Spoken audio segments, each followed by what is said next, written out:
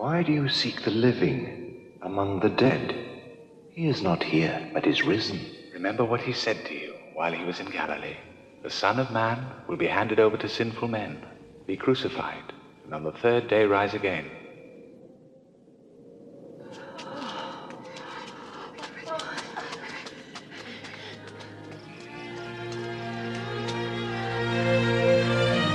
ஒன்று கொரிந்தியர் கவனிங்க, லிசன். சிறு பிள்ளைகள், நான் சொல்றது புரியாத அளவுக்கு இருக்கிற சிறு பிள்ளைகளை கண்ட்ரோல்ல பாத்துக்கங்க.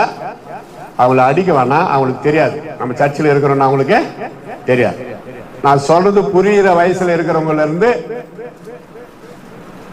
என் வயசு மாதிரி, என்னை விட வயசுங்க யாரும் அதிகம் இல்லைன்னு நினைக்கிறேன். இருக்கிறாரா? அவருக்கு எவ்வளவு பைசா? 80. சூப்பர். நமக்கு ஒரே ஒரு 67 தான். சரி, அப்ப என்னோட சீனியர் இருக்கிறார். அதனால நல்லா கவனிக்கணும், செய்தியை கவனிக்கணும். ஏதோ பாட்டு ஆராதனை ரைட்டு, அதோட விட்டுக்கூடாது. செய்தி முக்கியம் என்பதை நாம் அறிய வேண்டும். 1 கொரிந்தியர் 15ஆம் அதிகாரம் 14வது வசனம்.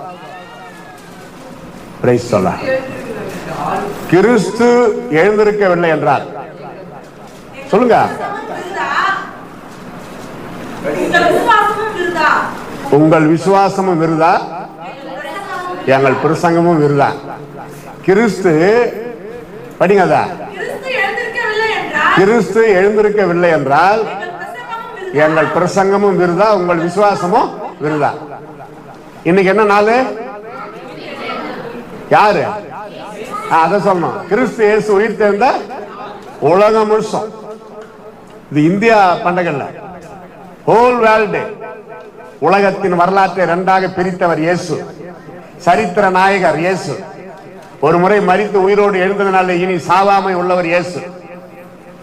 கிமு, கிபி, கிறிஸ்துக்கு முன், கிறிஸ்துக்கு பின் எப்படி வந்தது? இயேசு உயிர் தெழுந்ததில் இருந்துதான் வந்தது. அது வரைக்கும் வெயிட்டிங்ல நின்னது, சரித்திர வெயிட்டிங்ல நின்னது. இப்ப நம்ம 20/4/2025 இன்னைக்கு என்ன டேட் சொல்லட்டுனா? இது எப்படி வந்தது? இயேசு உயிர் தெழுந்ததில் இருந்து வந்தது. உலகத்திலேயே ஒரே ஒரு கல்லறை திறந்திருக்கிறது. அது எந்த கல்லறை? இயேசு உயிர் தெழுந்த காலியான கல்லறை. இப்ப நீங்க இஸ்ரேல் நாட்டுக்கு போனா கூட 1.5 லட்சம் ரூபாய் செலவு பண்ணிக்கிட்டு, இஸ்ரேல் நாடுன்னு ஒண்ணு இருக்குது தெரியுமா? இருக்குது. அந்த நாட்டுல தான் இயேசு பிறந்தார். இப்ப அங்க போனீங்கன்னா கோடிக்கணக்கான ஜனம் இயேசு உயிர் தெழுந்த அந்த கல்லறையாண்ட பாட்டு பாடிக்கொண்டு ஒரே உஷியா சந்தோஷமா இருப்பாங்க. நம்ம போனா இப்போ நமக்கு அங்க இடமே கிடைக்காது. அதுக்கு பதிலாக உங்களுக்கு ஆறுதல் சொல்றேன். நைட்டுக்குள்ள யூடியூப்ல இயேசு உயிர் தெழுந்த கல்லறைன்னு போடுங்க. ஒரு 1/4 மணி நேரம் நீங்க அங்கேயே போய் பார்த்துட்டு வந்த மாதிரி இங்கே இருந்தா பாத்துக்கலாம். இப்பதான் எல்லாருக்கும் தெரியுமா யூடியூப், சைக்கிள் டியூப், மூஞ்சி புஸ்தகம், பேஸ்புக், வாட்ஸ்அப் எல்லாம் வந்துருச்சா?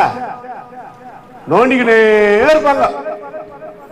அம்மா என்ன சாப்பாடு போட்டுக்கிறாங்க பிளேட்ல அது கூட தெரியாது.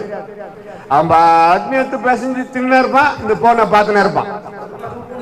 பூனை ஒன்று சாப்பிட்டுக்குது, 2 எலிக்குட்டி வந்து சாப்பிட்டுக்குது, நாய் வந்து அங்க உட்காந்து நக்கினுக்குது. அதை கூட கவனிக்கல. சாப்பிட்டுக்கிட்டே இருக்கிறான், கையை தரையில வைக்கிறான். பிளேட் இங்க இருக்குது பக்கத்துல, கையை என்ன பண்றான்? தரையில வைக்கிறான். ஓ என்ன இங்க சாப்பாடே காரணம், ஏய் பக்கத்துல இருக்குது பாடுறான்.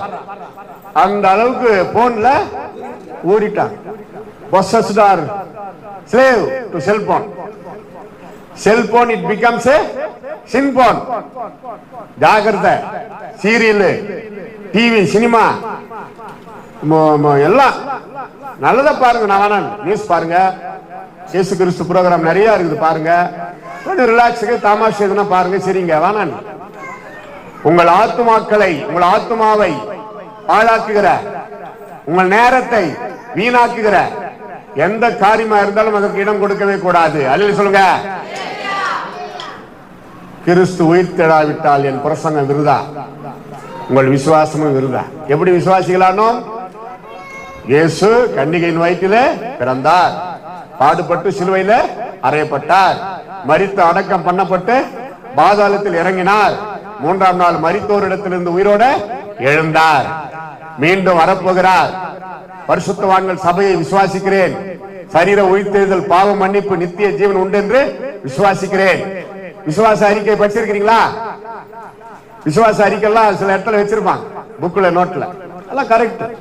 பக்தர்கள் அந்த காலத்துல அதெல்லாம் பிளான் பண்ணி எழுதி வச்சிருக்கிறாங்க. அதெல்லாம் சொல்லணும் அடிக்கடி. விசுவாசத்தை அறிக்கையிடுவது, பாவ அறிக்கை, விசுவாச அறிக்கை, அப்படியெல்லாம் இருக்குது. அப்போ கிறிஸ்து உயிர்த்தெழுந்தார். அடுத்தது பாருங்க, யோவான் 20:31. இயேசு தேவனுடைய குமாரனாகி கிறிஸ்து என்று நீங்கள் விசுவாசிக்கும்படியாகவும் விசுவாசத்தை அவருடைய நாமத்தினாலே நித்திய ஜீவனை அடையும்படியாகவும் இவைகள் எழுதப்பட்டிருக்கிறது. இவைகள் எவைகள்? இந்த வார்த்தைகள் எழுதப்பட்டிருக்கிறது. இவைகள் எவைகள்?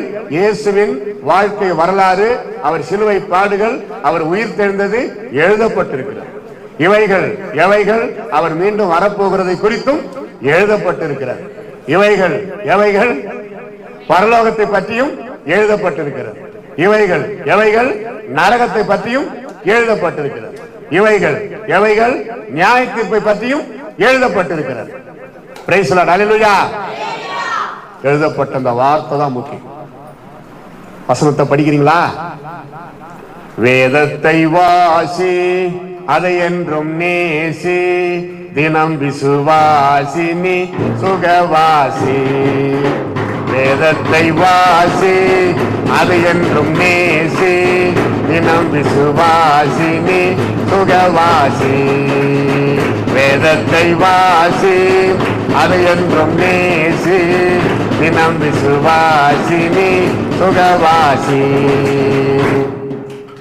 வெளிநாடுகள் எல்லாம் ஒரு கோரஸ ஒரு முறை பார்த்துட்டு படிச்சு பாடிட்டு 2வது முறை பாடுறப்ப அவங்களும் பாடுவாங்க. நீ எத்தனை முறையானா பாடுற, நான் இப்படிதான் உட்கார்ந்து இருப்பேன், கை மட்டும் தட்டுவாங்க ஒரு சிலர், அது சப்பாத்தி தட்டுற மாதிரி.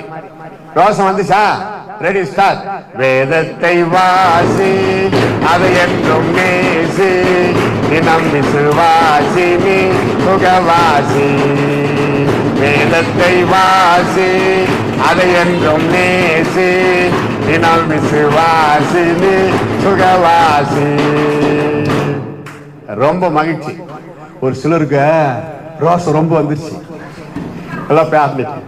ரைட்.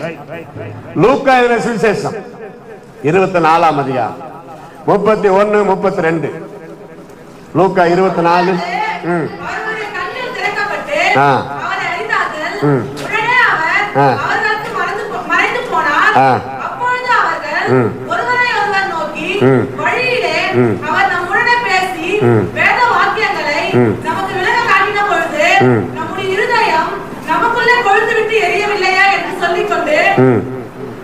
படிங்க.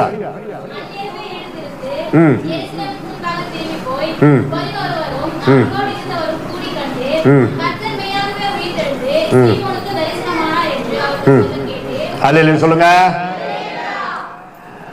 அவர்கள் இருதயம் கொழுந்து விட்டு எரிந்தது.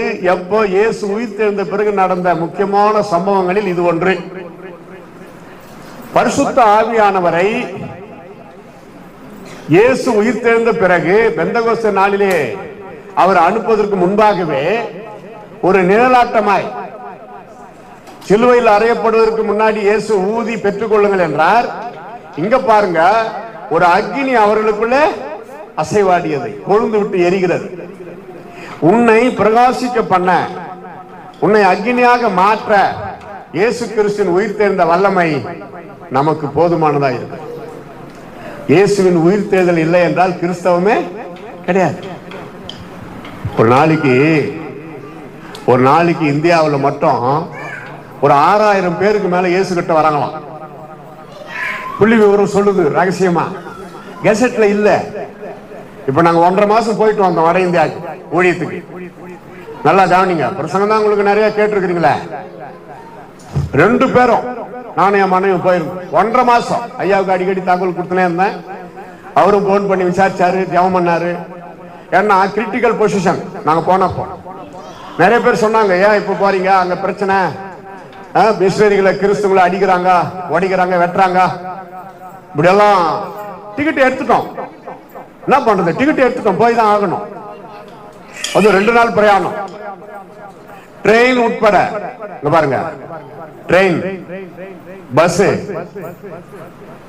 காரு, ஆட்டோ, மோட்டார் சைக்கிள், 2 கால். இந்த விதத்துல எல்லாம் நாங்க செஞ்சிட்டோம் ஊழியம். இப்படி போலாமா? 2 கால்களால் நடந்து, 2 சக்கரம் மோட்டார் சைக்கிள், 3 சக்கரம் ஆட்டோ, 4 சக்கரம் காரு, பஸ், ட்ரெயின். பிளைட்ல போக முடியாது, துட்டு. அதான் இப்படி போயிட்டு வாங்க, பயன்படுத்த. டெல்லியில இங்கிருந்து போறப்போ அம்பாலா, சோனிப்பேட்டை, டெல்லி, இது வரைக்கும் என் மனைவி நல்லா இருந்தாங்க. டெல்லி ஊழியம் முடிச்சுட்டு லுதியானா போறோம். அங்க போய் சேர்ந்த பிறகு இருமல் ஓவரா ஸ்டார்ட் ஆயிடுச்சு. டெல்லியிலே ஸ்டார்ட் ஆயிடுச்சு. பொல்யூஷன், இந்தியாவின் தலைநகரம் டெல்லி. தூசு நம்ம கண்ணுக்கே தெரியும். டெல்லியில அந்த தூசு நம்ம கண்ணுக்கே நல்லா தெரியும். கண்ணுக்கு தெரியாதே பொல்யூஷன் இருக்குது, கண்ணுக்கு தெரிஞ்சே அதுலதான் நாங்க வாழ்ந்தோம் 10 நாள். அங்க ஆரம்பிச்சது அவங்களுக்கு. கடைசி நாங்க வீட்டுக்கு வரத்துக்கு 1 வாரம் முன்னாடி தான் அந்த இருமல், ஜுரம், சளி எல்லாம் நின்னது. ஆனாலும் அதன் மத்தியில அவங்களுக்குன்னு கொடுக்கப்படுற நேரம், பாட்டு, ஜபம், ஆராதனை. அவங்க தமிழ்ல பேசுவாங்க, நான் இங்கிலீஷ்ல பேசுவேன், அதை இன்னொருத்தர் ஹிந்தியில பேசுவார். ஏன்னா நாங்க தமிழ் இந்த மொழிபெயர்க்கிறதுக்கு யாரோ ஒரு சிலர் தான் இருந்தாக்கா விட்டுருவோம் டைரக்டா தமிழ் ஹிந்தி. இல்லாத பட்சத்துல குறுக்கா நான் நின்று இங்கிலீஷ்ல சொல்லணும். இங்கிலீஷ்ல இருந்து மொழிபெயர்க்கிறதுக்கு நிறைய இருக்கிறாங்க அங்க ஆட்கள். இப்படிதான் செய்யுது. அந்த நேரத்துல பாட்டு பாடுறது கொஞ்ச நேரத்துக்கு முன்னாடி கூட இருமின்னு இருப்பாங்க. யோசிப்பேன் நான், இது எப்படி பாட போகுதுன்னு. மேடையில வந்து நின்று ஸ்தோத்திரம் சொல்லிட்டு பாடுவாங்க பாருங்க, இருமல வராது. அதையும் சொல்லுங்க. அற்புதத்தை கண்ணால கண்டோம். நின்று பேச பலன் தந்தார். சப்பாத்தி தான், சோறு ரொம்ப கிடையாது. நம்ம நினைக்கிற மாதிரி எல்லாம் அங்க கிடைக்காது. நம்ம நினைக்கிறோமே விசேஷமா நான் வெஜிடேரியன் முக்கியமானது, அதெல்லாம் அங்க கிடைக்காது. என்னவோ உயிரோட இருக்கிறதுக்கு எது கொடுத்தாலும் சாப்பிட்டோம். அப்படிதான் ஊழியத்தை செஞ்சுட்டு வந்தோம். அல்லேலூயா. இப்படி கிறிஸ்துவின் உயிர்த்தெழுதலை குறித்து, கிறிஸ்துவின் பாடு மரணங்களை குறித்து சுவிசேஷமா அறிவிக்கிறதுக்கு தான் பரிசுத்த ஆவியின் அக்கினி நமக்குள்ள வைத்திருக்கிறார். கொழுந்து விட்டு எரியவில்லையா? இயேசு நம்மோடு பேசிக்கொண்டு வரும்பொழுது இயேசு கிறிஸ்து கிட்டே இயேசுவை பற்றி பேசின்னு வராங்க. இயேசு உயிர்த்தெழுந்த பிறகு நம்ம மகதலேனா மரியாள் இயேசு கிறிஸ்து கிட்டே போய் கேக்குறாங்க, என்னன்ட்ட, ஐயா தோட்டக்காரரே, என் ஆண்டவர் இயேசு இங்கதான் அடக்கம் பண்ணோம். காரணம் அவர் உடம்பே காரணம், அவர் பாடி இல்ல, அங்க டெட் பாடி இல்ல, நீங்க பார்த்தா எடுத்து கொடுத்துருங்க அப்படின்னு இந்த அம்மா இயேசு கிறிஸ்து கிட்டே கேக்குது. அப்புறம் சொல்லுது பாருங்க எப்படி. இயேசு அவளை நோக்கி மரியாளே என்றார். 16:20-16 யோவான். இயேசு அவளை நோக்கி போதகரே என்று அர்த்தமாம். பாத்தீங்களா? இயேசு கிறிஸ்து கிட்டே. அதுக்கு முன்னாடி வசனம் பாத்தீங்கன்னா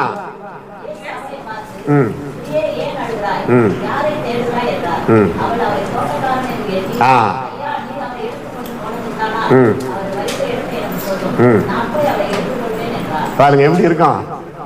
அப்ப அவங்க ஆதங்கத்தை பாத்தீங்களா? அது அதாவது என்ன செய்யறதுன்னு புரியாதான் அப்படி வரும் படபடப்பு. சில டைம்ல ஒண்ணுமே புரியாது. சில போராட்டம் நமக்கு வர்றப்போ என்ன செய்யறதுன்னு தெரியாது. அப்ப இயேசு கிறிஸ்து அற்புதம் செய்கிறார். இயேசுவால் ஆகாத காரியம் ஒன்றுமே இல்லை. எத்தனையோ ஆபத்துக்கெல்லாம் நம்ம தப்பி வச்சிருக்கிறார் அவர். அதாவது இயேசு தேவகுமாரன் என்று, தேவகுமாரனாகிய கிறிஸ்து என்று நீங்கள் விசுவாசிக்கும்படி, விசுவாசித்து அவருடைய நாமத்தினாலே நித்திய ஜீவனை அடையும்படி இந்த அதிகாரங்கள், இந்த புத்தகங்கள், இந்த பரிசுத்த வேதம் எழுதப்பட்டிருக்கிறது. யோசிக்கணும். அதே 20-30 இந்த புஸ்தகத்தில் எழுதியிராத வேறு அநேக அற்புதங்களையும் இயேசு தமது சீஷருக்கு முன்பாக செய்தார். இதுல எழுதப்பட்டது கொஞ்சம் தான், எழுதப்படாதது நிறையவா. வரலாறு சொல்லுது, இயேசு கிறிஸ்து ஒரு மரத்தடியில் போய் உட்கார்ந்து இருப்பாராம். இந்த சின்ன சின்ன பசங்க எல்லாம் வந்து ரொம்ப ஜாலியா இயேசு கிறிஸ்து கிட்ட ஃப்ரெண்டு, இயேசுதான் ஃப்ரெண்டு இந்த சின்ன பசங்களுக்கு அங்க நாசரேத்துல.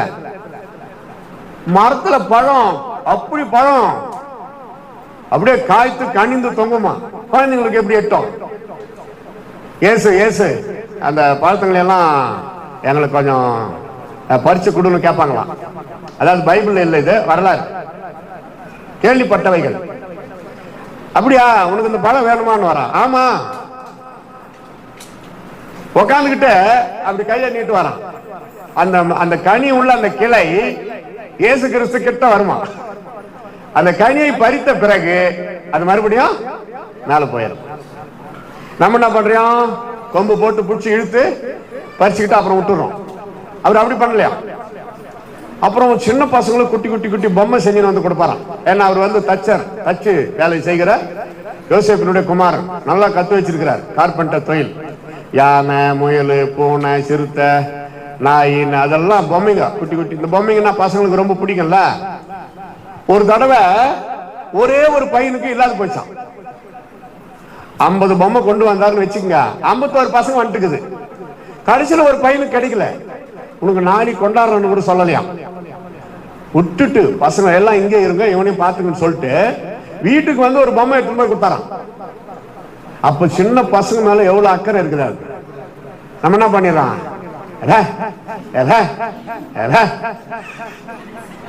ரெடியாவு பிறந்துச்சுங்க பாரு சானியா, எனக்குன்னு.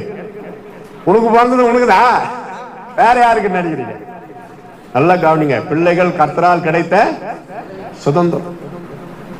என் கட்டி கரும்பே, மானே, தேனே அப்படியெல்லாம் கொஞ்சம் குழாவணும் குழந்தைங்கள.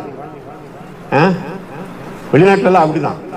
ஒரு குழந்தை பிறந்தா என் பிரதமர், எங்க அமெரிக்கா பிரதமர், அதிகாரி, டாக்டர், நீதிபதி அப்படியெல்லாம் பாராட்டுவாங்களாம்.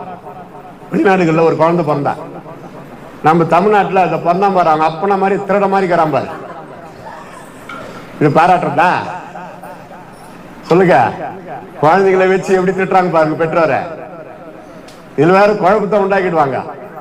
ஒரு குழந்தை அந்த வம்சத்துல யாரோ ஒரு ஜீன் மாதிரி இருக்கும். அதாவது அந்த குழந்தைக்கு அப்பா மாதிரி இல்லாம அந்த குழந்தைக்கு சித்தப்பா மாதிரியோ பெரியப்பா மாதிரியோ வேற யார் மாதிரியோ இருக்கும் மகஜாட. அதுக்கு பெரிய பிரச்சனை எல்லாம் உண்டாக்கிடுவாங்க.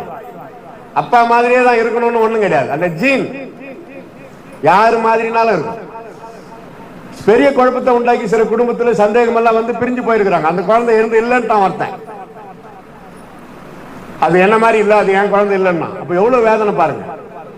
ஆனா பைபிள் சொல்லுது, இயேசுவை ஏற்றுக்கொண்டவர்கள் மறுமடைந்து பரலோகம் போறப்போ இயேசுவின் சாயலாக நாம் எல்லாரும் மாறப்போகிறோம். அல்லேலூயா. கர்த்தருடைய பரிசுத்த நாமத்திற்கே ஸ்தோத்திரம், மகிமை உண்டாகும். அடுத்தது ஒரு வசனம் பார்க்கலாம். 21 யோவான் 21 5 6. இயேசு அவர்களை நோக்கி, பிள்ளைகளே, புசிக்கிறதற்கு ஏதாகிலும் உங்களிடத்தில் உண்டா என்றார். அதற்கு அவர்கள் ஒன்றுமில்லை என்றார்கள். அப்பொழுது அவர், நீங்கள் படகுக்கு வலதுபுறமாக வலையை போடுங்கள், அப்பொழுது உங்களுக்கு அகப்படும் என்றார். அப்படியே அவர்கள் போட்டு திரளான மீன்கள் அகப்பட்டதினால் அதை இழுக்க மாட்டாதிருந்தார்கள். அல்லேலூயா சொல்லுமா. இயேசு உயிர் தெரிந்த பிறகு நடந்த நிகழ்ச்சிகள்ல இது ஒரு முக்கியமானது. நன்றாக தெரிந்து கொள்ளுங்கள். இயேசு ஆவியிலே மட்டுமல்ல, அவர் சரீரத்தோடு உயிர் தெரிந்தார். உயிர் தெரிந்த பிறகு அவர் சாப்பிட்டார், மீன் சாப்பிட்டாரு. படிச்சு பாருங்க, இயேசு உயிர் தெரிந்த பிறகு மீன் சாப்பிட்டாரு, பிரெட் சாப்பிட்டாரு. ஒரு ஆவி சாப்பிடாது. ஆவிக்கு சாப்பிடும் தன்மை கிடையாது. நல்லா தெரிஞ்சுங்க. சரீரத்துக்கு தான் சாப்பாடு தேவை. இயேசு உயிர் தெரிந்தார். ஆவி இல்லையா, சரீரத்திலையா? ரெண்டும். அல்லே சொல்லுங்க. ஆமா, ரெண்டும். இப்ப அவரே கேட்கிறாரு, அவங்களுக்கு கொடுக்கறதுக்காக அவங்களே கேட்கிறாரு, பிள்ளைகளே சாப்பிடுவதற்கு ஏதாவது உண்டா? இல்லன்ட்டாங்க. நான் சொல்ற இடத்துல வலதுபுறமா போடு. இதுல வேற கை தேர்ந்தவர் மீன் பிடிக்கிறதுல பீட்டர் பேதுரு. அவர் வந்து மீனவர் குடும்பத்துல பிறந்ததுனால மீன் பிடிக்கிற சாஸ்திரம் அவருக்கு தெரியும். எந்த நேரத்துல எங்க வலைய போட்ட மீன்கள் தானா வந்து மாட்டணும். அவர் சாஸ்திரம், அவருடைய அறிவு, எல்லா திறமை எல்லாம் வீணா போயிடுச்சு. இதுல வேற இரவெல்லாம் பாடுபட்டாங்களாம். இரவுலதான் மீன்கள் வந்து மாட்டோம் அவருடைய ஐதீகம். பட்ட பகல்ல சூரிய வெளிச்சம் அப்படியே உள்ள போகுது தண்ணிக்குள்ள, மீன்கள் வராது, ஏதோ நிழல் மாதிரி தெரியும், ஏதோ ஓஹோ நம்மளுக்கு ஆபத்து வருதுன்னு ஓடிடும். ஆனாலும் இயேசு சொன்னபடி அங்க பாருங்க, அப்படியே அவர்கள் போட்டு, அப்படியே எப்படியே இயேசு சொன்னபடியே, எல்லாம் சொல்லுங்க, சொன்னபடியே வலைகளை போட்டார்கள். நடந்த அற்புதம் என்ன? வலைகள் இழுக்க முடியாதபடி திரளான மீன்கள் அகப்பட்டது. இந்த வசனத்தை வச்சு கொஞ்சம் யோசிங்க. பேதுரு என்ன சொன்னாரு? இல்ல. எல்லாம் சொல்லுங்க, பேதுரு என்ன சொன்னாரு? படகுல ஒண்ணும் இல்ல சொன்னவாங்க. பேதுரு என்ன சொன்னாரு? படகுல ஒண்ணும், வலையில ஒண்ணும், வீட்டுல ஒண்ணும், பேங்க் அக்கவுண்ட்ல ஒண்ணும், வீட்டுல சாப்பாடு, வீட்டுல பிரியாணி, வீட்டுல கஞ்சி கூட, கையில 100 ரூபாய் கூட. அப்படியா பட்டம் ஒண்ணு செய்யுங்க. இயேசு சொல்லுகிறபடி கீழ்ப்படிந்து வாழுங்கள். இல்லை என்கிறது இனி உங்கள் வாழ்க்கையில இல்லை. எல்லாம் கைத்தட்டு. ஓ ஹல்லேலூயா. இல்லை என்கிறது உங்க வாழ்க்கையில இல்லை. இனிமே இல்லை என்ன சொல்லக்கூடாது. செட்டியார்கிட்ட போயிட்டு பருப்பு இருக்குதான்னு கேளுங்க. அவன் பருப்பு இல்லா காட்டி கூட மிளகு இருக்குதுன்னுவான். ஏன்னா அவங்களுக்குள்ள அது ஒரு ஐதீகம். இல்லைன்ற வார்த்தை வரக்கூடாது. பருப்பு இல்லை சார், ஆனா மிளகு இருக்குது அப்படி சொல்ல மாட்டான். செட்டியாரா பருப்பு இருக்குதா? மிளகு இருக்குதுப்பா. அப்ப நம்ம தெரிஞ்சுக்கணும். கரெக்டா? 8ஆம் கிளாஸ் ஏன்டா ஃபெயில் ஆனான்னு கேட்டாரான் வாத்தியார். நான் 8ஆம் கிளாஸ் ஃபெயில் ஆகலையா, 8th ஸ்டாண்டர்ட் செகண்ட் இயர் படிச்சேன். என்ன மான பிரச்சனை பாருங்க. 8th standard first year second year அவன் ஒரே இயர் தான் படிச்சுட்டு போனான். நான் செகண்ட் இயர் கூட படிச்சேன். என்ன மதிப்பு? எஸ்எல்சி பரீட்சை எழுதுனா, ஏப்பா பரீட்சை எழுதுனே எஸ்எஸ்எல்சி +2 ஏதோ கவர்மெண்ட் எக்ஸாம் வச்சுங்க, என்னடா ரிசல்ட் என்ன? நான் மறுபடியும் படிக்கணும்னு சொல்லிட்டாங்கண்ணா.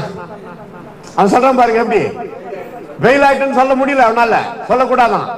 மறுபடியும் படிக்கணும்னு சொல்லிட்டாங்கண்ணா அப்படின்றான். இன்னொருத்தனை கேட்டேன், என்னப்பா 10th பரீட்சை என்னாச்சு? அந்த வாத்தியார் மார்க் கம்மியா போட்டானா? மரியாதை கிடையாது வாத்தியாருக்கு. நான் ஒரு 2 போட்டிருந்தானா போடலண்ணா, அவன் நல்லா இருப்பானா? இப்படி எல்லாம் பேசுறான். ஆக மொத்தம் ஃபெயில். அதே போல இல்லைன்னு சொல்லாத, தோல்வியை கூட வெற்றியா மாற்று. உங்கள் தோல்விகளை வெற்றியாக மாற்றுகிறவர் ஆண்டவர் இயேசு. மரணத்தை நன்றாக கவனிங்கள். நமக்கு வர வேண்டிய 2ஆம் மரணத்தை, 2ஆம் மரணமாகிய நரகாக்கினையை தன் மரணத்தினால் ஜெயித்தார் இயேசு. அதை சொல்லுங்க, அதான் இயேசு. எதற்கும் பயப்பட வேண்டிய அவசியமே கிடையாது. இயேசு உயிர் தேர்ந்தார். நம்ம அக்னியாக பிரகாசிக்க பண்ண, கொழுந்து விட்டு எரிந்து அநேகருக்கு சாட்சியாய் வாழ, நீங்கள் பூமிக்கு உப்பாக விளக்காக ஒளியாக இருக்கிறீர்கள் என்று சொல்லி அவரை காட்டிலும் நாம் இன்னும் பெரிய காரியங்களை செய்யணும்னு சொல்லி தான் இயேசு விரும்புறார். எந்த ஒரு குருவும் தான் சீசர்கள் தன்னை விட பெரிய ஆளா மாறணும்னு விரும்ப மாட்டாங்க. இந்த இயேசுவாகிய நம்முடைய குரு, நம்முடைய போதகர், அவரை விட நாம் பெரிய காரியங்களை செய்யணும்னு விரும்புறார். அவரே சொல்றார், என்னை விசுவாசிக்கிறவன் நான் செய்கிற கிரியையை தானும் செய்வான், இவைகளை பார்க்கிலும் பெரிய கிரியைகளையும் செய்வான். செய்தார்களா? செய்தார்கள். அதுல ஒருத்தர் யாரு? செயின்ட் பீட்டர், பேதுரு.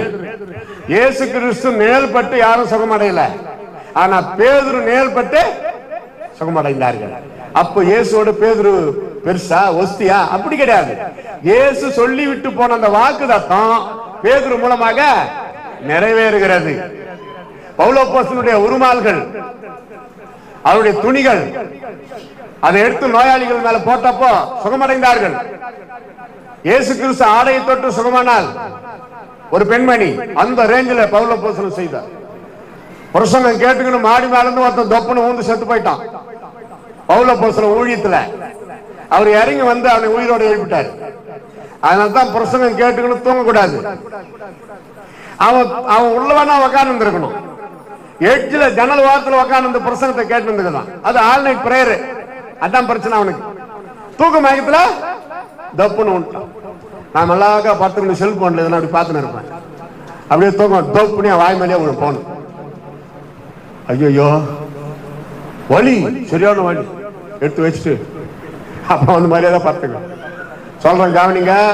படுத்துக்கிட்டு செல்போன் பாக்குறவங்களுக்கு பல பிரச்சனை வருதுன்னு யூடியூப்ல ஒருத்தர் பேசியிருக்கிறார். இன்னும் ஒன்னா நீங்க போட்டு பாருங்க. படுத்துக்கொண்டே செல்போன் பார்த்தால் அப்படின்னு போடுங்க, போதும். பல பலவீனம், தலையில இருந்து கால் வரைக்கும், பின்னாடி முதுகு தண்டுவாடம், எலும்பு எல்லாம் அவுட்டு, எகிரிடும். உக்காந்து சேர் மேல 2 கால தரையில அப்படி பதிச்சுக்கிட்டு உக்காந்து பாருங்க. இல்ல சப்பலாம் போட்டு தரையில உக்காந்து பாருங்க. இல்ல சேர்ல உக்காந்து பாருங்க. உக்காந்துக்குதான் பார்க்கணும்ன்றார். நிக்கலாம், உட்காரலாம். படுத்துக்கிட்டு ஒரு கிழிச்சு படுத்துக்கிட்டு, இந்த பக்கம் ஒரு கிழிச்சு படுத்துக்கிட்டோ, இல்ல மல்லாக்கா படுத்துக்கிட்டோ, நெவர். நீங்க பரலோகம் போக மாட்டீங்க, நரகத்துக்கு போவீங்க நான் சொல்லல. உடல் நலம் சொல்லுங்க பாதிக்கப்படும். நீங்க நல்லா இருக்கணும்னு தான் நான் இதை சொல்றேன். எனக்குண்ணா ஒண்ணு நான் இருந்தா போனா 67 வயசு ஆயிடுச்சு. நீங்க நல்லா இருக்கணும், அதுக்கு தான். நல்லா இருப்பீங்களா? நல்லா இருப்பீங்களா? நான் உங்களை திட்டல. இது வேற ரொம்ப போடும்போது பாஸ்டையா ஏன் அவரை கூப்பிட்டு இப்படி எல்லாம் சாமி போட்டு போனாரு. நான் சொல்ற வார்த்தை இல்ல, அதனுடைய பாவனையை கவனிங்க. பாவனை நல்லா இருக்கணும்னு ஆசையா சொல்றத கவனிங்க. பைபிள்ல சொல்ற வார்த்தைகளை கடைபிடிச்சா பரலோகம் போலாம். பெரியவங்க சொல்ற நல்ல ஆலோசனையை கடைபிடிச்சா உலகத்துல நல்லா இருக்கு. யோசிக்கணும். அளவோடு சாப்பிட்டு வளமோடு வாழுங்கள், பசித்த பின் புசிப்பதே சால சிறந்தது. இப்படியெல்லாம் இருக்குதா இல்லையா? ஆமா, பசியே இருக்காது, போட்டுக்கிட்டே இருப்பான். அது எங்க போகுதுன்னு தெரியாது. எங்க போகுது? பசித்த பின் புசி. பசி இல்லையா, விட்டுரு. ஒரு ஜூஸ், ஒரு சோடா, ஒரு லிம்கா, ஏதோ ஒண்ணு குடிச்சிட்டு படுத்துரு. ரெஸ்ட் எடு. தேவையான ரெஸ்ட் வேணும் மனிதனை. குறைந்தது 6 மணி நேரம் முதல் 8 மணி நேரம். வயசான எங்களுக்கெல்லாம் 8 மணி நேரம் தூங்கலாம். 60க்கு மேல போனா. படிக்கிற பிள்ளைங்க 6 மணி நேரம் போதும். வாழ்க்கை நல்லா இருக்கும். அதுக்கு மேல நீங்க நல்லா கவனத்தை பாடத்துல செலுத்தணும். எப்படி 4 மணி நேரத்துக்கு கம்மியா தூங்கினா உடம்பு பாதிக்கப்படுமோ, அதே போலதான் 8 மணி நேரத்துக்கு மேல தூங்கினாலும் பாதிப்பு. அது நிறைய பேருக்கு தெரியல. தூக்கம் வருதுன்னு பட்டணம் இருந்தா சோம்பேறிய எறும்பினிடத்துல போய் கற்றுக்கொள், சுறுசுறுப்பை கற்றுக்கொள். பெரியவங்களுக்கு என்ன போதனை? ஐயா வயசான போது ரெஸ்ட் எடுங்க ஐயா, அவசரப்படாதீங்க ஐயா, ரொம்ப நடக்காதீங்க, வெயில்ல சுத்தாதீங்க, ரிலாக்ஸா இருங்க, அப்படி சொல்லுவாங்க. சரி, யோபு 19:25 முதல் 27 படிங்க. Water please. யோபு 19:25 முதல் 27 படிக்கலாமா? சத்தமா. அவர் கடைசி நாளில் பூமியின் மேல் நிற்பார் என்றும் படிங்க. கரெக்ட் தான். நான் அறிந்திருக்கிறேன். இந்த என் தோல் முதலானவை அழுகி போன பின்பு நான் என் மாம்சத்தில் இருந்து தேவனை பார்ப்பேன். அவரை நானே பார்ப்பேன். அந்நிய கண்கள் அல்ல, என் கண்களே அவரை காணும். இந்த வாஞ்சையால் என் உள்ளத்திரியங்கள் எனக்கு சோர்ந்து போகிறது. போதும். கவனிங்க. இங்க கவனி. போதும். படிச்சது பைபிளை பார்க்காது. இங்க பாருங்க. என்ன பாருங்க. இயேசு பிறப்பதற்கு பல நூற்றாண்டுகளுக்கு முன்னாடி வாழ்ந்த ஒரு பக்தன், யோபு பக்தன். பைபிளே முதல் அதிகாரம் முதல் வசனத்திலேயே பாராட்டை பெற்ற ஒரு மனிதர். உட்சு தேசத்திலே யோபு என்ற பெயர் கொண்ட ஒரு மனிதன் இருந்தான்.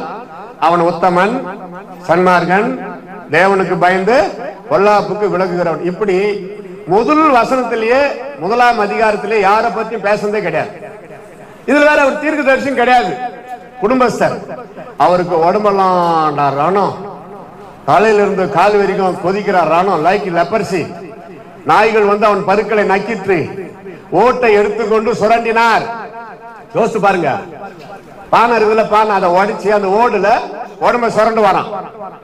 நாய்கள் வந்து அவன் பருக்களை நக்கிற்று. ஏன்? தலையில இருந்து கால் வரைக்கும் ரத்தமும் சீழும் கொட்டுது.